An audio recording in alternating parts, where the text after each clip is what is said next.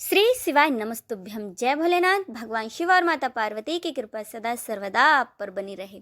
आज आप सुनेंगे शिव पुराण के श्री सतरुद्र संहिता के अध्याय पहला और दूसरा, जिसमें भगवान शिव के 5 अवतारों की कथा और आप जानेंगे भगवान शिव की अष्टमूर्तियों का वर्णन। तो चलिए आज की वीडियो शुरू करते हैं।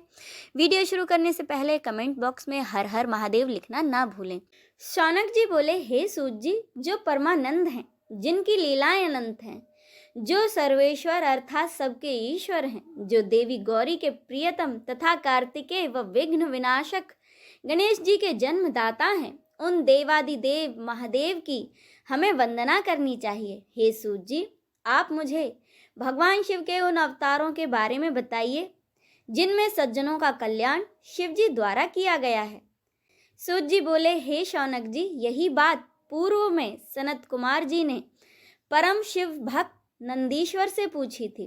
तब नंदीश्वर ने भगवान शिव के चरणों का ध्यान करते हुए कहा था कि हे मुने, भगवान शिव तो सर्वव्यापक हैं और उनके असंख्य अवतार हैं। श्वेत लोहित नामक 19वें कल्प में भगवान शिव का सद्योजात नामक अवतार हुआ है। यही शिव जी का प्रथम अवतार कहा जाता है। उस कल्प में पर ब्रह्म का ध्यान करते हुए ब्रह्मा जी की शिखा से श्वेत लोहित कुमार उत्पन्न हुए। तब सद्योजात को शिव अवतार जानकर ब्रह्मा जी प्रसन्नतापूर्वक उनका बार बार चिंतन करने लगे। ब्रह्मा जी के चिंतन से पर ब्रह्म स्वरूपी 4 यशस्वी ज्ञान संपन्न कुमार उत्पन्न हुए। उनके नाम सुनंद, नंदन, विश्वनंदन और उपनंदन थे।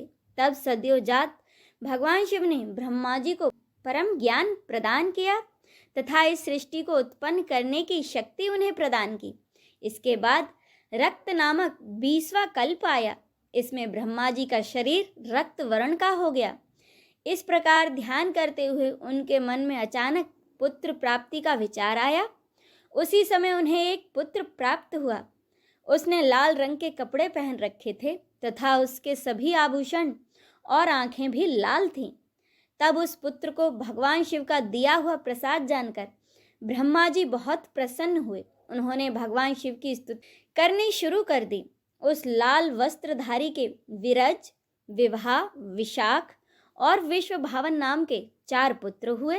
इसके बाद वामदेव भगवान शिव ने ब्रह्मा जी को सृष्टि की रचना करने की आज्ञा प्रदान की। इसके बाद 21वां कल्प आया, जिसमें ब्रह्मा जी ने पीले वस्त्र धारण किए। पुत्र कामना का ध्यान करते हुए ब्रह्मा जी को एक महान तेजस्वी दीर्घ भुजाओं वाला पुत्र प्राप्त हुआ। उस पुत्र को ब्रह्मा जी ने अपनी बुद्धि से तत्पुरुष शिव समझा। तब उन्होंने गायत्री का जाप आरंभ किया।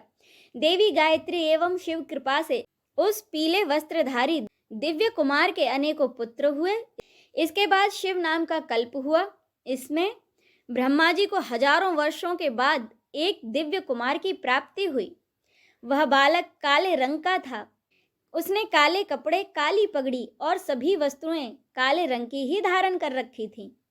तब इस अघोर तथा घोर पराक्रमी कृष्ण एवं अद्भुत देवेश को देखकर ब्रह्मा जी ने प्रणाम किया। फिर ब्रह्मा जी उनकी स्तुति करने लगे। उस कृष्ण वर्णी कुमार के कृष्ण, कृष्ण शिख, कृष्णास्य और कृष्ण कंठधारी नामक 4 पुत्र हुए।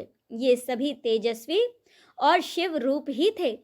इन्होंने ही ब्रह्मा जी द्वारा रची जा रही सृष्टि का विस्तार करने के लिए घोर नामक योग का प्रचार किया। इसके बाद परम अद्भुत विश्व रूप नामक कल्प हुआ, जिसमें ब्रह्मा जी पुत्र की कामना से ध्यान मग्न थे।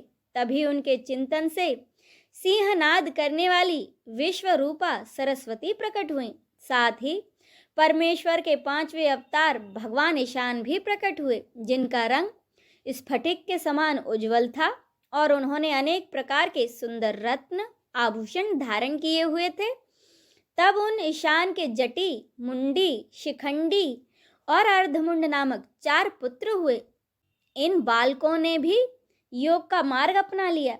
इस प्रकार मैंने जगत की हित कामना से भगवान शिव के सद्योजात नामक अवतार एवं शिवजी के ईशान, पुरुष, घोर, वामदेव और ब्रह्म नामक 5 मूर्तियों के बारे में बताया। जो मनुष्य श्रद्धा भाव से भगवान शिव के इस अवतार को सुनता या पढ़ता है, वह इस संसार में सभी सुखों को भोगकर परम गति को प्राप्त होता है। अब सुने दूसरे अध्याय में भगवान शिव की अष्टमूर्तियों का वर्णन। नंदीश्वर बोले, हे महामुने, अभी मैंने आपको भगवान शिव के श्रेष्ठ अवतारों के बारे में बताया है जो सुखदाता और परम कल्याणकारी हैं। अब मैं आपको देवादिदेव महादेव जी की 8 मूर्तियों के विषय में बताता हूँ। मुने, इस विश्व में भगवान शिव की प्रसिद्ध अष्टमूर्तियाँ निम्न हैं: सर्व, भव, रुद्र, उग्र, भीम, पशुपति, ईशान और महादेव। ये 8 मूर्तियां सूत्र में मणियों की तरह पिरोई गई हैं। भगवान शिव की ये अष्टमूर्तियां पृथ्वी, जल, अग्नि, वायु, आकाश, क्षेत्रज्ञ, सूर्य और चंद्रमा में अधिष्ठित हैं।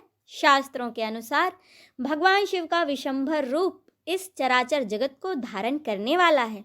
उन्हीं का भव रूप सलिलात्मक एवं समस्त जगत को जीवन प्रदान करने वाला है और इस संसार का पालन करता है एवं उसे चलाता है। यही तीसरी मूर्ति का उग्र रूप है।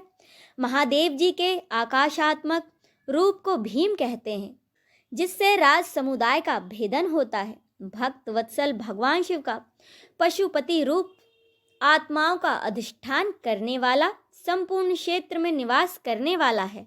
यही पशु एवं जीवों के पाश को काटने वाला है। महादेव जी का इस संसार को प्रकाशित करने वाला रूप सूर्य ईशान है और यही आकाश में फैला हुआ है। भगवान शिव का अमृतमयी रश्मियों वाला तथा संसार को तृप्त करने वाला रूप महादेव के नाम से पुकारा जाता है। आत्मा देवादिदेव भगवान शिव का 8वां मूर्ति रूप है और अन्य मूर्तियों की व्यापिका है।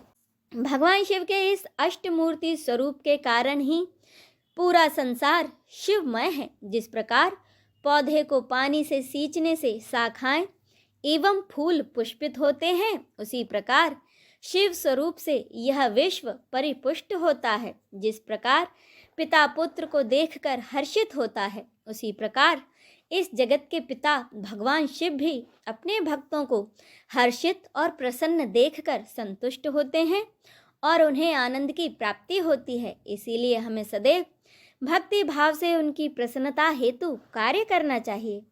इसी के साथ यह अध्याय संपूर्ण होता है। अब इससे आगे की कथा का रसपान हम अगले अध्याय में करेंगे। बोलिए शिव शंकर की जय, माता पार्वती की जय।